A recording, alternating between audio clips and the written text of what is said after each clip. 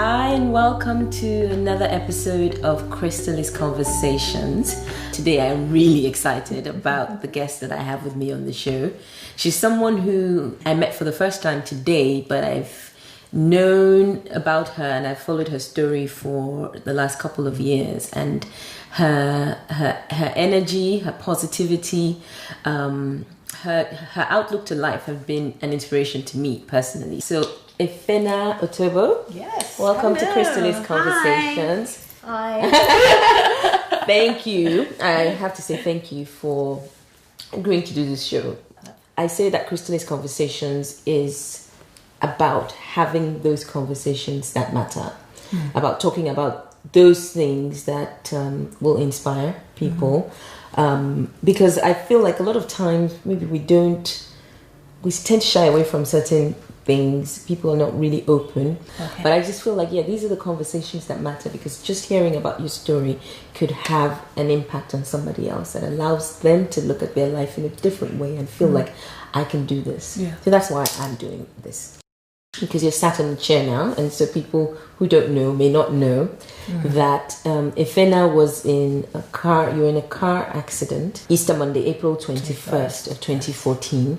Your life changed completely, dramatically, because you went from being 27 years of being walking around on your 2 feet, and then this accident happens and you have a spinal cord injury. It's a T4 T5 spinal cord injury. T stands for thoracic. Okay. But I actually fractured my back at the base, so I lost sensation at a higher level, which is why it's now T4 T5.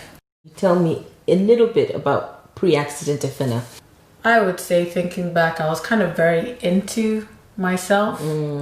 My hobbies were like running, yoga, kickboxing. It was for good health, but it was also vanity as well. I liked having a flat tummy. I liked having a 4-pack. A fit body. Exactly. A fit body, a yoga body. I loved reading. I loved the art of filmmaking. So just lots of TV shows and behind the scenes of movies and stuff like that. That was always very interesting to me. So I was very just about my own world. I tried to be nice to people, but you were very much into. But I was very much. But isn't that normal though? Until something happens, like drastic happens. Well, mostly that changes your perspective entirely. And were you working? Yes, I was working in asset management. And you were enjoying what you were doing? I was enjoying what I was doing, and I enjoyed my colleagues as well, the people that I was working with. Everything was going your way. Yeah, everything. Until April 21st. Until April 21st. What time of the day did the accident happen, by the way? It happened about 10:30 in the morning? Yes. So early in the morning? Early in the day? Yeah, early in the day. So that morning when you woke up, what was your state of mind? Did you feel like, did you have any premonition, or did you... I had a weird feeling. Okay. I did not really want to go to... It was my friend's birthday. Okay. And the accident happened where? It happened in Yaba. Was it a taxi? It was a taxi. Okay. Yeah, like a car hire, like a taxi. And you said you had a weird feeling. Yeah, I felt like... It was like a feeling in the pit of my stomach. And I was just like, should I really go? I don't really feel like going. Okay. So my dad actually picked up on that, and he was like, are you okay? And I was like, I don't really want to go, but maybe I'll go. So I was like, okay, I'll go. I'm going. Okay. So I had a premonition. Okay. So what happened? 5 minutes later, I was looking down. My bag was on my lap. Were you sitting in the back? Yes, I was sitting in the back behind the driver. Okay. Had my seatbelt on. And then out of the corner of my eye, I kind of saw a car racing past us. And what happened is that he was trying to swerve into a gas station, a petrol station. So this was us. And he was trying to make an illegal turn into the petrol station and then pushed us into... There was like a high curb. We kind of crashed into that. And he crashed into us, like at the back. Right. But on the right-hand side. So I felt the impact of the first crash and then him crashing into us. And did you feel your body move? Or? My body jerked forward. It was like a whiplash movement. It went like, but like really quick. Okay. Like really, really quick. And I just stayed back. And did you know immediately that something? Yeah, because my legs looked like that. They were just, it was like my bones weren't there anymore. And I was like, that doesn't look right. Were there any external injuries at all? Did you? No, there was no bleeding. Nothing. No bleeding. Nothing like that. Okay. But you knew that. Yeah, something I knew had gone instantly very wrong. Something had gone very, very wrong. And I didn't really feel any pain. I think like my survival instincts kicked in, the adrenaline, everything. I saw your blog post about how Grey's Anatomy helped. So tell me about that. Yeah, so basically I'm obsessed with Grey's Anatomy. And I actually retain a lot of what they say, a lot of the medical stuff that they say, and how to avoid this, and if something like this happens to you, what you should do. So in my head, I was going over that, and I was like, okay, whenever there's an accident or anything happens, like people just come out from the woodworks to help. So it's good, but also things can go wrong because they don't know what to do. And then I knew that they needed to carry me a certain way, and I needed to keep pressure off the base, which is where the fracture was. So I was like on my knuckles, like this the entire time. You knew to do that, because I wouldn't know to do that. Yeah, I need to do that the entire time. I was like that. And then the doctor, when I got to London and my dad told him what I did and stuff, he was like, that movement actually saved my spinal cord, because if I had put pressure on it, it would have broken. Yeah, it kind of made like a loop around itself. Okay. So kind of protected itself. That presence of mind, not just that you retained the information, but that in the time that you needed that information, you had the presence of mind to recall it.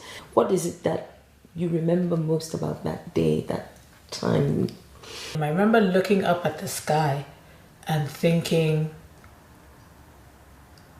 my life has changed.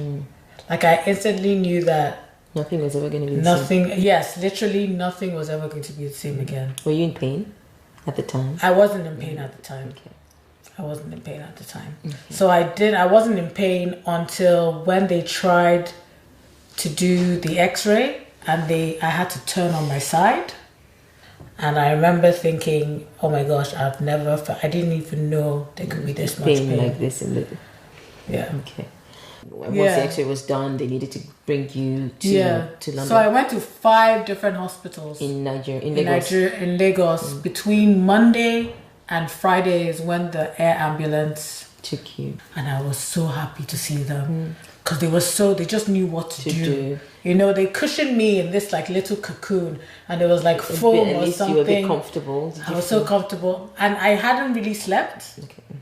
So, and I was flat on my back for those 5 days. So I told them, I was like, knock me out now. It's been a long journey.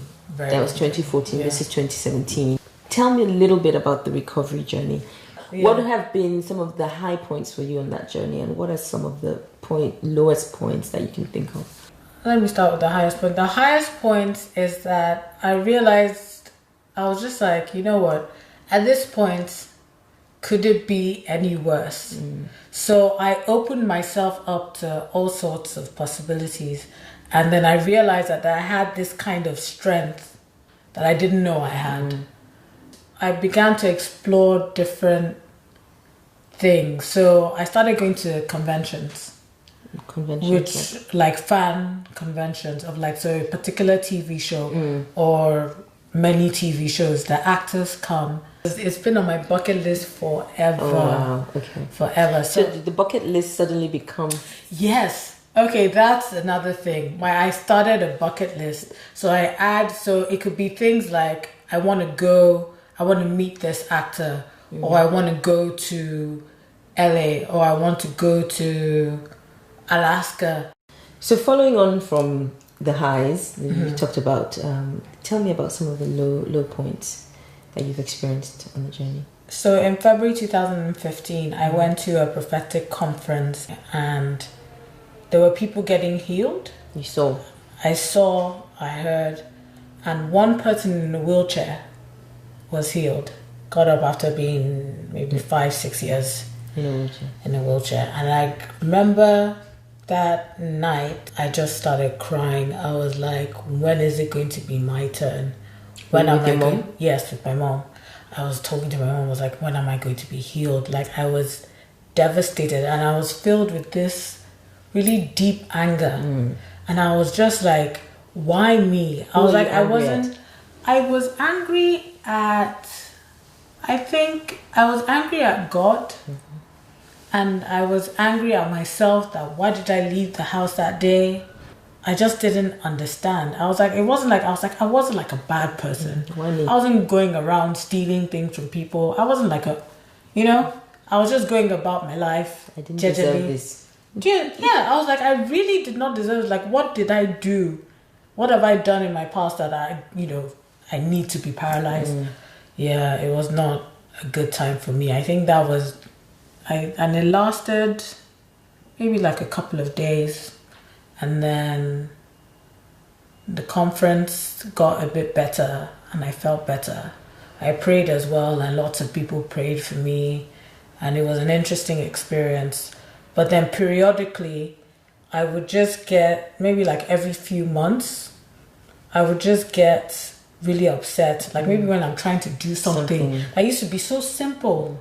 So I have like a electric chair that takes me from downstairs to upstairs. It's called a stair lift. So then I sit in it and then it's like a remote control.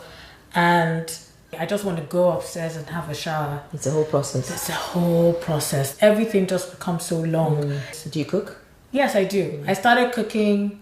I cooked Christmas dinner December last year. Did you? It took me about 3.5 hours. Did you feel like a sense of accomplishment? Yes, I did. I looked at it. I kept on going on. I was like, when I cook Christmas lunch. And it was tasty. It was good. It was very good. Isn't it sometimes how the little things sometimes give you the greatest joys?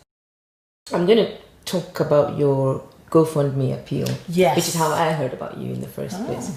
So on Facebook, I got this link. Somebody shared a link about this GoFundMe appeal. And I clicked on it and I read the story. I saw the video.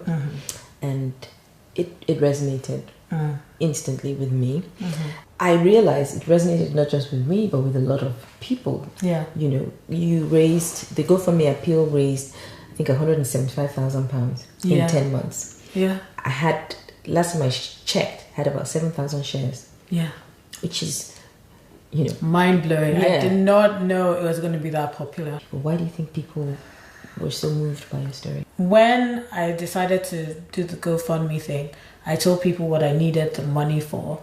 And then my periodic updates, I just made sure I was truthful and honest as possible. I think they were inspired by just what I was going through. And people kept on talking about my smile. Yeah, I was just going to say. So I watched the video and what drew people is the smile and the authenticity. I think people are attracted to someone who's authentic in their pain and in their struggles. And you very much are open about what you're going through. So the smile, I think, well, I've always enjoyed smiling. I keep smiling because I draw strength from my relationship with God.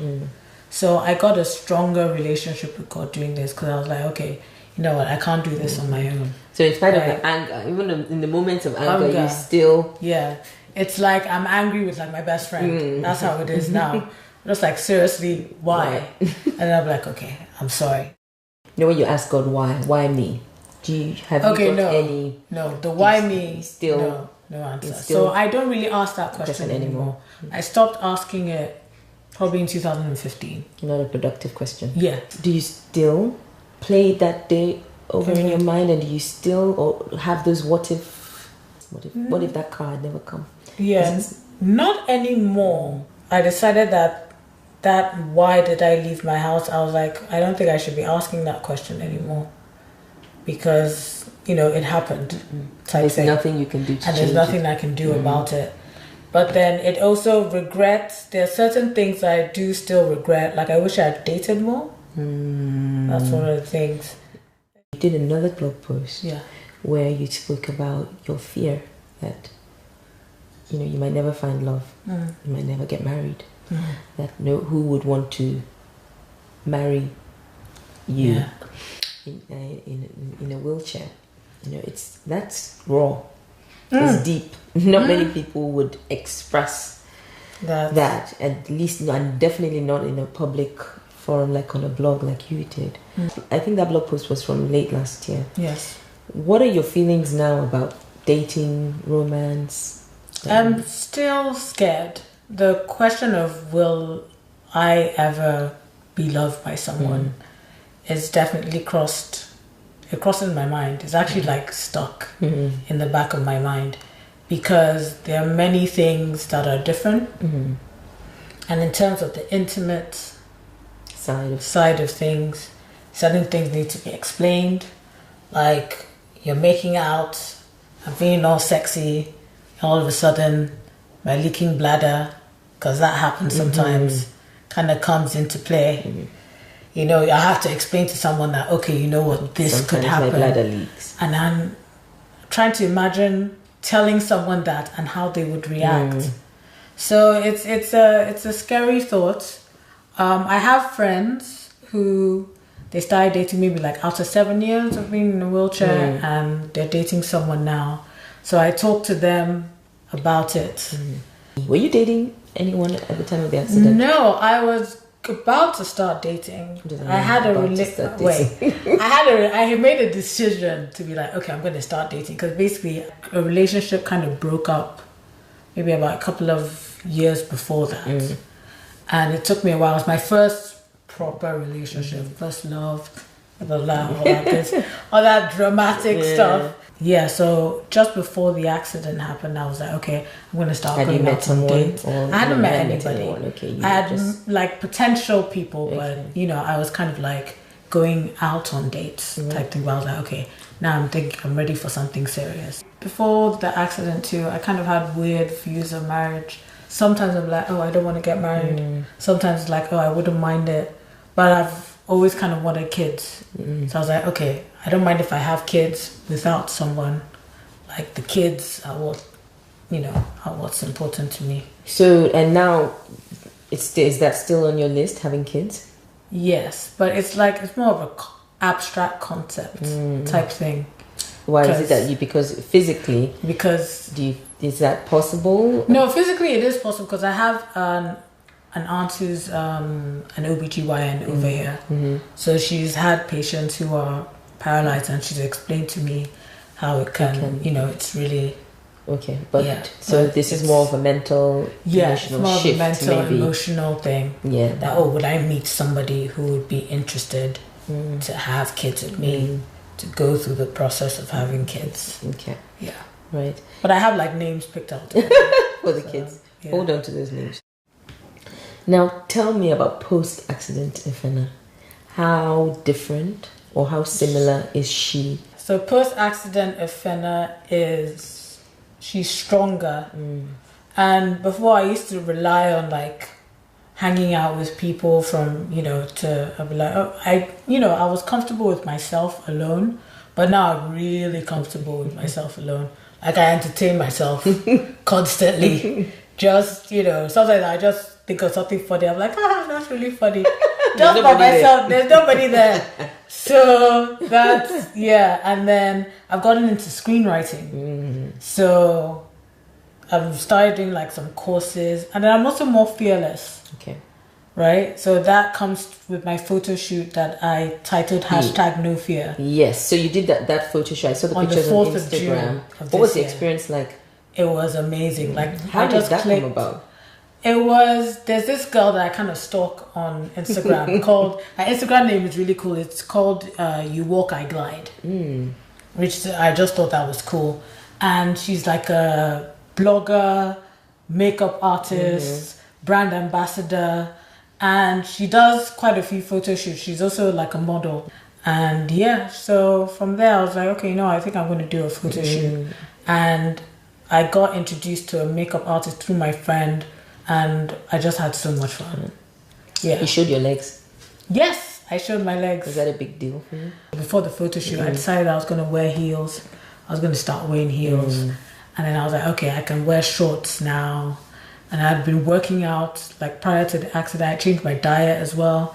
Some of the shorts were quite sexy. Pre-accident Efena I was very into my, I would say, sensuality. Do you still access that side of you, and is it still important to you to express that side of you? I did during the photo shoot. Yeah, and sometimes that upsets me. Oh, how do you mean? I really liked wearing like a lot of Victoria's Secret like lingerie, just for myself, not even for anybody. So it upsets you that you can't wear that now? Or I mean, I can, but it's not the same. You know? Okay. It's not. It doesn't really have the same effect that it did. Okay. Yeah. Do you think? I think that would evolve in terms of your ability to express that side of you. Yes. And be confident. About that side of you. Yeah. I think it's a process, but I think you'll get there. You've been away from Nigeria since the accident. Yeah. 3.5 years or so, and now you're going back home next week. How are you feeling about it? Are you excited? Are you apprehensive? Apprehensive is the right word. Because of how inaccessible and wheelchair unfriendly Nigeria is, there are literally steps everywhere. And trying to get into public places like banks and restaurants, there are no alternative routes. So I basically can't go in. Even getting to an ATM, there are like 2 or 3 steps. Isn't it funny how you so probably never thought about any of this until it affected you personally? But now that it's touched you, and others who are now experiencing this by proxy, your family, your parents, your siblings, your friends, is this something that you want to do anything about? Yeah, that's actually one of the big things that I have planned. I want to start a conversation. Okay. I'm actually planning to start a second blog called The Girl in the Wheelchair, and it's just going to different places and trying to basically analyzing how they can be more accessible. And showing them, and also giving them ratings as well, where they did well, where they don't do well. Yeah, and I think if when you not just blog but do a video, as well, so people can actually see. I'm in a wheelchair. I literally cannot get into exactly. this place. So video and pictures, that kind of thing. This is a bank. I can't get in. I can't get in. This is a school. Yes. This is the airport. Yeah. I can't get in. Exactly. Yeah, I think that's awesome. Yeah. Let's know how that goes. Yeah. And how we can support. Definitely. About, again, conversations that matter. It's having these conversations, I think, and raising the consciousness. Exactly. Making people aware. Because it's not people, because even before I was in the wheelchair, I didn't know. That's what I'm saying. Until we start talking about it more, then change, we'll begin to see the real change that we're looking for. It's been 3 years, and I know that a lot has changed for you, obviously, to put it mildly, but we're all at the core of you. You're still Efena. Yes. No wheelchair or no wheelchair. Exactly. When you dream, are you in a wheelchair? Never in a wheelchair. From the first, maybe like couple of days after the accident, every single time I'm walking, and I can literally, sometimes it's so real, I can feel the ground underneath my feet.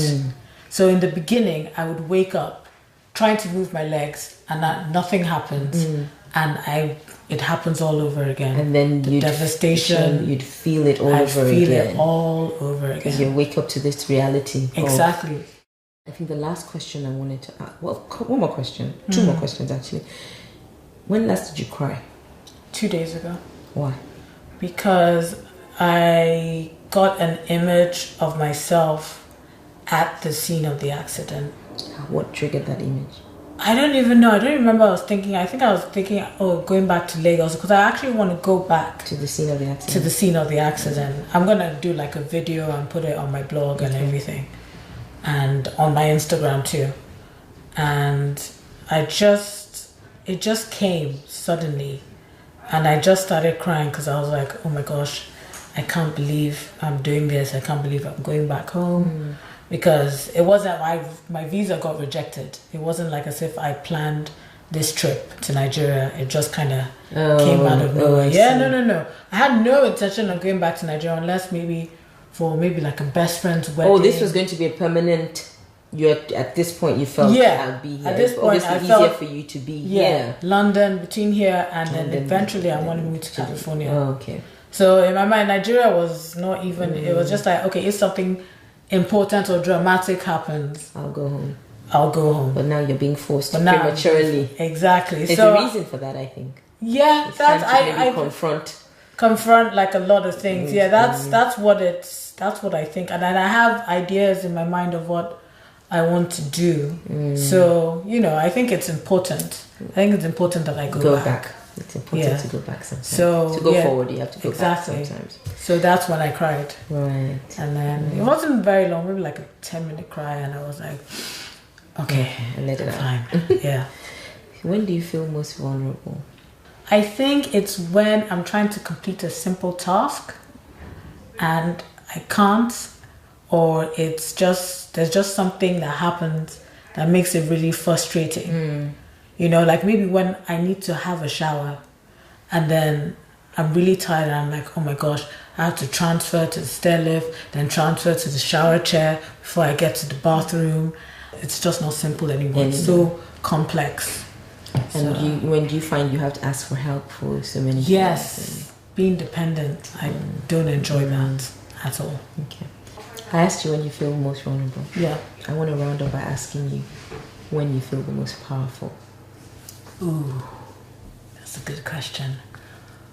When I feel the most powerful, I think is when I've achieved something that, like for example, I think like when I go to all my different fan conventions and I meet an actor that I really like, and then maybe it's like the end of the day and I'm just recapping everything and I'm looking at my pictures, trying to sort it out for Instagram or YouTube or whatever, and I'm just like, oh my gosh, I can't believe I did this. And just that feeling, it's kind of really hard to describe, but it's like my heart and my soul, they're full, if that makes any sense. Like they're just like really happy. Or like maybe there's this workout that I've been trying to do, like I've been building up. Yes, because I do my own physiotherapy on my own because it's cheaper. I have all my equipment in my room, and so I'm in the standing frame and I'm trying to like do something really difficult, and I'm like, as soon as I do it, that feeling comes again of my heart being full, and I'm like, okay, that's when I feel exactly, and I've achieved something that just makes me happy. Yeah, an inspiration. Thank you. You are powerful. Thank you. Beyond what you might even imagine. You've come through what would, I think, literally break a lot of people, knock a lot of us down. But you're still standing. I say that figuratively speaking. Yeah, I always say still sitting. You're still standing. You're still sitting. And I look at you and I think, my God, she is a powerful woman. And that's why I wanted to end it on that note. And I'm excited to see what you get up to in the next few years. Because it's going to be here. Thank you. Yeah, I'll be sharing it all. It's going to be here. Keep sharing, keep being authentic. Yes. Keep inviting us to come on this journey with you. Yes. And inviting us to also be our authentic selves, because that's where the healing is. Yes. Thank you. Thank you for being my guest. Thank you. That was, I don't know if it came across, but it was very emotional for me. Please comment, let me know what you think. Send me an email as well. Share your thoughts with me. As I said at the beginning, that Chrystallis Conversations is really about conversations that matter. I'm excited. I feel like Efena is someone who's going to change things, who's going to change society, who's going to change minds. Follow her story and keep talking. Let's continue those conversations. Thank you for joining, and I'll look forward to seeing you on the next episode of Chrystallis Conversations. Yay.